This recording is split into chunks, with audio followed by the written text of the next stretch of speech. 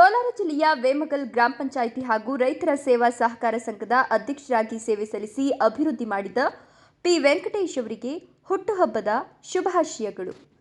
ಶುಭ ಕೋರಿ ದಲಿತ ಸಂಘಟನೆಯ ಮುಖಂಡರಾದ ರಾಮಾಪುರ ಮುನಿರಾಜು ಹಾಗೂ ಪುರಹಳ್ಳಿ ಜಿ ಯಲ್ಲಪ್ಪ RV5 ಕನ್ನಡ ಸುದ್ದಿ ವಾಹಿನಿಯೊಂದಿಗೆ ಮಾತನಾಡಿ, ವೇಮಗಲ್ ಹೋಬಳಿಯಲ್ಲಿ ಎಲ್ಲ ದಲಿತ ಮುಖಂಡರನ್ನ ಪ್ರೀತಿಯಿಂದ ವಿಶ್ವಾಸದಿಂದ ನೋಡುವ ಮನೋಭಾವ ಹೊಂದಿರುವ ಹಿರಿಯ ನಾಯಕರು.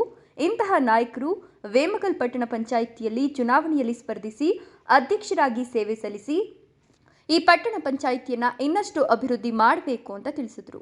ಈ ಸಂದರ್ಭದಲ್ಲಿ ನಾಗನಾಳ ರಮೇಶ್, ತಾರಕ್ ಮಂಜು, ಚಂದ್ರಪ್ಪ, ಕೃಷ್ಣ, ಮುನಿರಾಜು ಹಾಗೂ ಇನ್ನೂ ಹಲವರು ಉಪಸ್ಥಿತರಿದ್ದರು.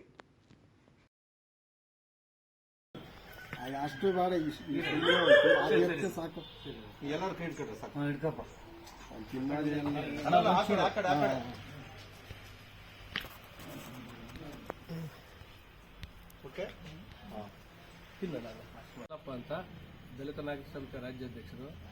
ನಾವು ಇಲ್ಲಿ ವೇಮಗಲ್ ಭಾಗದಲ್ಲಿ ಎಲ್ಲ ದಲಿತ ಸಂಘಟನೆಗಳ ಸಮನ್ವಯ ಸಮಿತಿ ವತಿಯಿಂದ ಬಂದಿದ್ದೀವಿ.